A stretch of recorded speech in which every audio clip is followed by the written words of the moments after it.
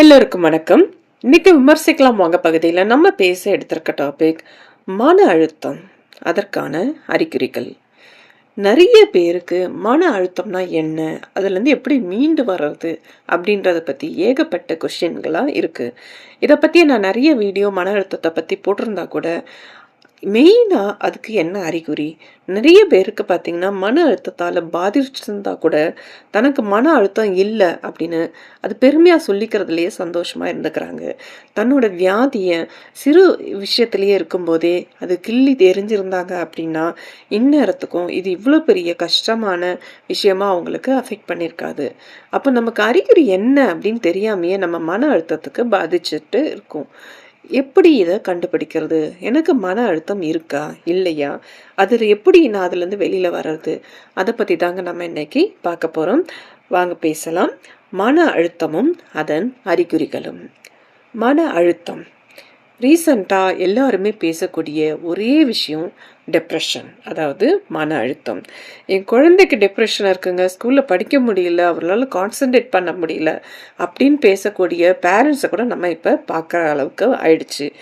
ஒரு காலத்தில் மன அழுத்தம் அப்படின்னா யாருக்கு இருக்கும்னா, ரொம்ப கஷ்டப்பட்டு பிள்ளைய வளர்த்து பிள்ளை சரியாக சொல்கிறத கேட்காம போயிடுச்சு, இல்லை சரியான நேரத்தில் என் குழந்தைக்கு கல்யாணம் பண்ணி வைக்க முடியலன்னு பேரண்ட்ஸ் தான் வந்து நிறைய டிப்ரெஷனோட இருந்திருக்காங்க.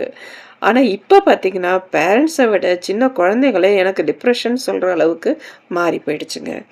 இந்த ஒரு உளவியல் பிரச்சனையை தான் நம்ம இப்போ பார்க்க போகிறோம். நமக்கு டிசீஸில் நிறைய உடல் நலங்களை பாதிக்கக்கூடிய விஷயம்லாம் இருந்தால் கூட மனநிலையை பாதிக்கக்கூடிய இந்த டிசீஸ் தான் ரொம்ப ரொம்ப அதிகங்க.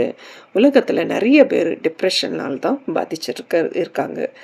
இதுக்கு முக்கியமான காரணம் அப்படின்னு எடுத்துக்கிட்டிங்கன்னா நம்மளுடைய இப்போ இருக்கிற வாழ்க்கை முறையும் கலாச்சாரமும் அப்படின்னு சொல்லலாம். அதிகமாக பேசப்படக்கூடிய இந்த பிரச்சனையை பற்றி தான் நம்ம இப்போ பார்க்க போகிறோம். வாங்க பார்க்கலாம்.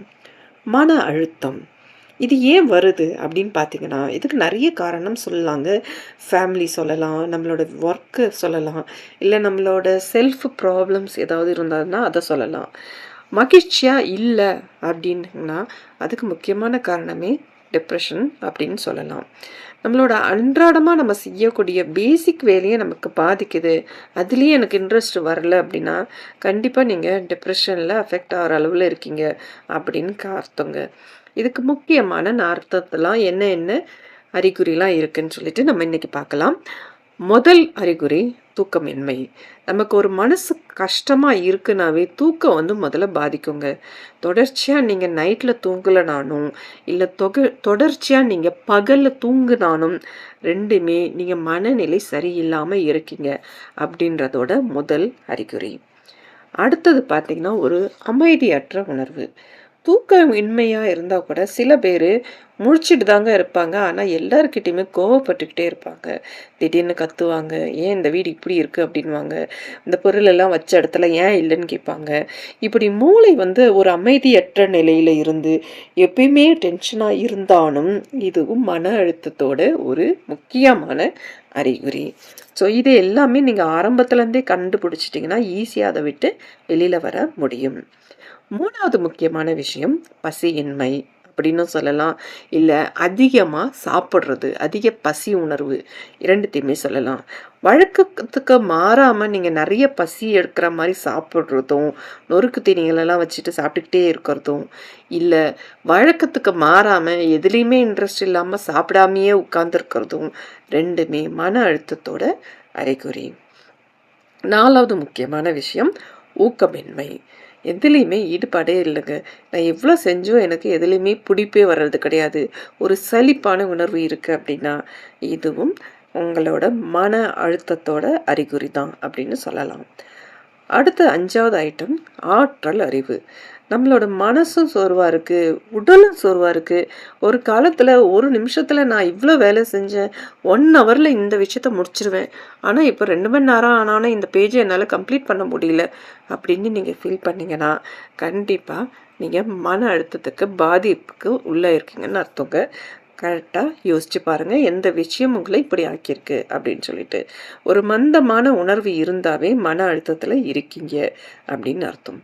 இது இல்லாமல் பார்த்தீங்கன்னா உடல் நலமும் எப்போ பார்த்தாலும் ஏதாவது ஒரு நோய், சளி பிடிக்கிறதோ தலைவலிக்கிறதோ இல்லை ஜுரம் இருக்கிறதோ ஏதாவது ஒன்று இல்லை இருமலோ ஏதாவது ஒன்று கண்டினியூஸாக உங்களுக்கு உடல் நலத்தை பாதிச்சுட்டே இருக்குது அப்படின்னா நீங்கள் மனநலத்தில் பாதிப்பு ஆயிருக்கீங்க அப்படின்னு அர்த்தம். அடுத்தது முக்கியமான விஷயம் கவனயின்மை. ஒரு விஷயம் செய்கிறீங்க அப்படின்னா கேர்லெஸ்ஸாக செய்கிறது, ரொம்ப ஃபுல் கான்சன்ட்ரேஷன் இல்லாமல் பாதி இங்கேயும் பாதி அங்கேயும் ஒரு விஷயம் ஒருத்தவங்க சொல்கிறாங்க அப்படின்னா அவங்கக்கிட்ட ஈடுபாடு இல்லாமல் கேட்குறது, இப்படி கவனமே இல்லாமல் இருக்கிறது இல்லை மறந்து போகிறது, இதெல்லாம் கூட மன அழுத்தத்தோட காரணமாக தான் சொல்லலாம். அடுத்தது பார்த்தீங்கன்னா அலட்சியம். எந்த விஷயத்தை எடுத்தாலும் அலட்சியம், ஒரு கம்ப்ளீட்னஸ் இருக்காது. பாதி விஷயம் வேலையை முடிச்சிருப்பாங்க, பாதி அப்படியே விட்டுருப்பாங்க. ஓ இங்கேயே வச்சுட்டு வந்துட்டேன்னா அதான் அப்படின்வாங்க. இல்லை முக்கியமான ஒரு பேனா எடுத்துகிட்டு வந்துட்டியா, நான் சொன்ன மாதிரி பேனா எடுத்துகிட்டு வந்துட்டியா, அச்சோ மறந்துட்டேனே அப்படின்னு சொல்லுவாங்க. இது எல்லாமே மன அழுத்தத்தோட முக்கியமான அறிகுறி அப்படின்னு சொல்லலாம்.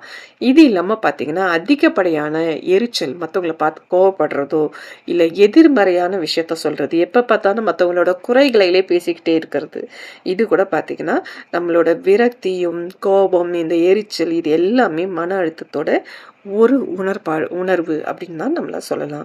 இல்லாட்டி சில பேர் என்ன பண்ணுவாங்கன்னா பதட்டப்படுவாங்க. ஒரு சின்ன விஷயம், ஒரு வீட்டுக்கு 4 கெஸ்ட் இன்னைக்கு வராங்க அப்படின்னு சொன்னால் நம்ம வீட்டில் சாப்பாடெல்லாம் இருக்குது, அவங்களுக்கு கொடுக்கறதுக்கு எல்லா ஐட்டமும் இருந்தால் கூட ஒரு பதட்டம் இருக்கும். அவங்க வந்துட்டாங்களே வந்துருவாங்களோன்னு ஒரு ஏகப்பட்ட பதட்டம் கொடுக்கறது. அதிகப்படியான இந்த பதட்டம் கூட நம்மளோட மன அழுத்தத்தோட அறிகுறி தாங்க.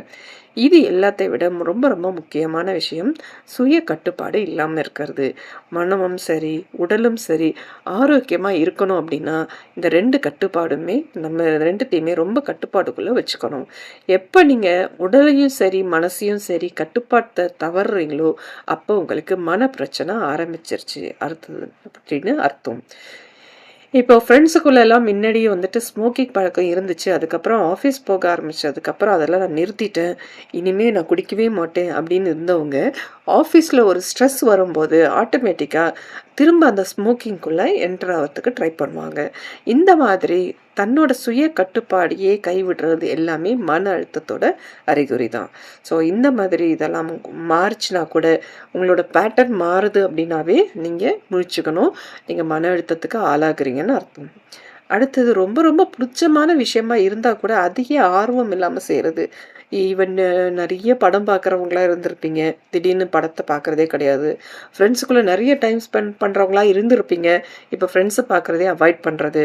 இல்லை எப்பயுமே ஈவினிங் வந்தோடனே வெளியில் போயிட்டு பசங்களோடலாம் விளையாண்டுருப்பீங்க, இப்போ அது சுத்தமாக பண்ணுறதே இல்லை. இப்படிலாம் இருந்துச்சுனாலும் மன அழுத்தத்தோட பாதிப்புக்கு நீங்கள் ஆளாயிருக்கீங்க அப்படின்னு அர்த்தங்க. கரெக்டாக நம்ம உணர்ந்து அதுக்கேற்ற மாதிரி செல்ஃபாக கேர் பண்ண ஆரம்பிக்கணும். அது இல்லாமல் பார்த்தீங்கன்னா சுய பாதுகாப்பு ரொம்ப ரொம்ப முக்கியமான விஷயங்க. நம்ம மன அளவில் ரொம்ப பாதிச்சிருக்கோம் அப்படின்னா முக்கியமாக நம்ம என்ன செய்யணும்னா நம்மளே பாதுகாத்துக்கணும். ஓய்வு இல்லாமல் வேலை செய்கிறதோ அன்றாட வேலையை செய்கிறதுக்கே நீங்கள் வந்து சிரமப்பட்டுட்டு இருந்திருக்கீங்க அப்படின்னாலும் உங்களோட மனசு பாதிச்சிருக்கு அப்படின்னு அர்த்தம். கண்டிப்பாக உங்களை செல்ஃப் கேர் நீங்கள் பண்ணிக்கணும். சரி, இவ்வளோ பிரச்சனைக்கும் நடுவில் எனக்கு கேர்லாம் பண்ணி முடிச்சுட்டேன், நான் கண்டுபிடிச்சிட்டேன். நான் வந்துட்டு நீங்கள் சொன்ன சிம்டம்ஸில் நிறைய சிம்டம்ஸ் எனக்கு இருக்குதுன்னு கண்டுபிடிச்சிட்டேன். எப்படி இதை விட்டு மீண்டு வர்றது? எல்லாத்துக்குமே நான் டாக்டர்கிட்ட தான் போகணுமா? டாக்டர் தான் எனக்கு சொல்லிச்சேனா? எனக்கு டாக்டரை டெய்லி ரெகுலராக பார்க்க கூட டைம் இல்லைங்க, நான் எப்படி பண்ணுறது? இல்லை என்னோடய பேரண்ட்ஸ் கிட்ட போய் நான் டிஸ்கஸ் பண்ண முடியுமா? இதுவே பேரண்ட்ஸாக இருந்தீங்கன்னா என் குழந்தைங்களுக்கெல்லாம் தெரிஞ்சால் என்னை பற்றி தப்பாக நினச்சிருவாங்க. எனக்கு அம்மாவுக்கு மன அழுத்தம் இருக்குது, அப்பாவுக்கு மன அழுத்தத்தில் பாதிப்பு இருக்குதுன்னு நினச்சா என்னை ஒதுக்கி வச்சிருவாங்க அப்படின்னு நம்ம மனதுக்குள்ள ஏகப்பட்ட கேள்விகள்லாம் எழுதலாங்க. ஆனால் இது எல்லாத்துக்குமே முக்கியமாக சில தீர்வுலாம் இருக்குது. நம்மளாலேயே நம்மளை கண்ட்ரோல் பண்ணி கொண்டு போக முடியும். எப்படின்னு பார்த்தீங்கன்னா முக்கியமான ஒரு மேஜிக்கல் லைன் நீங்கள் ஞாபகம் வச்சுக்கணும். இதுவும் கடந்து போகும். இந்த மன அழுத்தத்தில் நீங்கள் பாதிச்சிருக்கீங்கன்னு சிம்டம்ஸ் உங்களுக்கு சொல்லுச்சுன்னா நீங்கள் முதல்ல நம்ப வேண்டியது இந்த சூழ்நிலையும் உங்களை கடந்து போகும் அப்படின்றதும். இதை நீங்கள் அப்படியே தாரக மந்திரமாக எடுத்துக்கிட்டிங்கனாவே பாதி பிரச்சனை போயிடுங்க. ஃபஸ்ட் நீங்கள் உங்களை உணர்ந்துக்கணும், உங்களுக்கு மனநிலை பாதிச்சிருக்கு, மன அழுத்தம் நீங்களை ஆட்படுத்தியிருக்கு அப்படின்றது உங்களை அக்செப்ட் பண்ணிக்கணும். 2வது விஷயம், நீங்கள் நாள் ஃபுல்லுமே உங்களை நீங்கள் பிஸியாக வச்சுக்கணுங்க. இன்றைக்கி நீங்கள் காலையில் எழுந்ததுலேருந்து என்னென்ன செய்ய போகிறோம், அப்படியே ரன்னிங் ரேஸ் மாதிரி போயிட்டே இருங்க. உங்களுக்கு பிடிச்ச விஷயமா மட்டும் அந்த விஷயத்தில் நீங்கள் செய்யக்கூடிய விஷயம் எல்லாமே உங்களுக்கு பிடிச்ச விஷயமா தான் இருக்கணும். குழந்தைங்களுக்காகவோ இல்லை பெற்றோர்களுக்காகவோ உங்களோட டைம் நீங்கள் ஸ்பெண்ட் பண்ணுறீங்க அப்படின்னா ஒரு குறிப்பிட்ட டைம் மட்டும் தான் வச்சுக்கணும். கண்டினியூஸாக எல்லாம் மற்றவங்களுக்காகவே நீங்கள் வேலை செஞ்சுட்டு இருந்தீங்கன்னா உங்களோட மனசு ஆட்டோமேட்டிக்காக இன்னும் டவுன் ஆக போயிடும். ஸோ உங்களுக்கு பிடிச்ச மாதிரி எக்ஸசைஸோ உங்களுக்கு பிடிச்சமான தியானமோ இல்லை ஜஸ்ட் எனக்கு 1/2 அன் வெளியில் போயிட்டு வர வாக் ரொம்ப பிடிக்கும்னா டூ இட். அதையாவது நீங்கள் செய்யணும். உங்களுக்கு பிடிச்ச விஷயத்த நீங்கள் கவனம் செலுத்த ஆரம்பிக்கணும். அடுத்தது, நீங்கள் ரொம்ப நண்பர்களோட நிறைய நேரம் ஸ்பெண்ட் பண்ணியிருந்தாங்களா இருந்தீங்கன்னா திரும்ப ஒரு நண்பர் கூட்டத்தோட ஸ்பெண்ட் பண்ண ஆரம்பிங்க. குடும்ப பாரம் உங்களுக்கு அதிகமாக மண்டையை உடைக்கிற மாதிரி குடும்ப பாரம் இருந்தால் கூட ஒரு 1/2 மணி நேரம் ஃப்ரெண்ட்ஸோட போயிட்டு ரிலாக்ஸ்டாக உட்காந்துட்டு வாங்க. உங்களுக்கு இது மன அழுத்தத்துலேருந்து குறைக்கிறதுக்கு ஏகப்பட்ட சைடு எஃபெக்ட் கொடுக்கும். எப்படி நீங்களே ஈஸியாக மீண்டு வரணும் அப்படின்னா முக்கியமாக நண்பர்களோட நிறைய நேரம் ஸ்பெண்ட் பண்ணணும். இது எல்லாமே பண்ணியும் உங்களால் அதை ரெகுலேட் பண்ண முடியலன்னா நீங்கள் டாக்டர்கிட்ட கூட ஒரு ஜஸ்ட் கவுன்சிலிங் மாதிரி போயிட்டு வரலாங்க. கேட்கலாம், என்னால் முடியலை, என்னால் பண்ண முடியல, என்னாலேயே என்ன மீண்டு வர முடியல, எனக்கு இதெல்லாம் இருக்கிற மாதிரி எனக்கு சிம்டம்ஸ் தெரியுது, நான் எப்படி வர்றதுன்னு நீங்களே போயிட்டு ஒரு கவுன்சிலிங் பண்ணலாம். ரெகுலராக உங்களால் போக முடியலனாலும் பரவாயில்லைங்க, 1 டைம் 2 டைம் அப்படி நீங்கள் போயிட்டு வரலாம். ஏன் அப்படின்னா மன அழுத்தம் ஒரு குறிப்பிட்ட டைமுக்குள்ளே நீங்கள் கவனிக்காமல் விட்டுட்டீங்க, அது உங்களோட உடல் நலத்தையும் பாதிச்சிரும். இது ரெண்டுமே கரெக்டாக இருந்தால் தான் உங்களோட உடல்நிலையும் சரி மனநிலையும் சரி ஆரோக்கியமாக இருந்து உங்களை உற்சாகமாக வச்சுக்கும். ஸோ எப்பயுமே உங்களை நீங்கள் தாங்க கண்ட்ரோல் பண்ணி கொண்டு வரணும். இப்பயும் நேரம் அதிகமாக இருக்குது. எதுதான் இது வரைக்கும் நான் கண்டுபிடிச்சிட்டேன், ஆனால் இன்ன வரைக்கும் நான் டாக்டர்கிட்ட போகலன்னு நினச்சிங்கன்னா, இன்ன வரைக்கும் உங்களையே உங்களால் ரெகுலேட் பண்ணிக்க முடியலன்னு நினச்சிங்கன்னா தைரியமாக டாக்டர்கிட்ட போங்க. இப்பயும் நமக்கு நேரம் இருக்குது, இன்னும் உங்களுக்கு டைம் இருக்குது. இந்த நாளும் உங்களுக்கு இனிய நாளாக நடக்கும். இந்த மாதிரி பிரச்சனையும் உங்களை ஈஸியாக கடந்து போகும். எல்லாமே நன்மைக்கே அப்படின்னு மனநிலையை வச்சுட்டு அடுத்த ஒரு டாப்பிக்கோட திரும்ப நம்ம மீட் பண்ணுவோம். அது வரைக்கும் எல்லோருக்கும் வணக்கம்.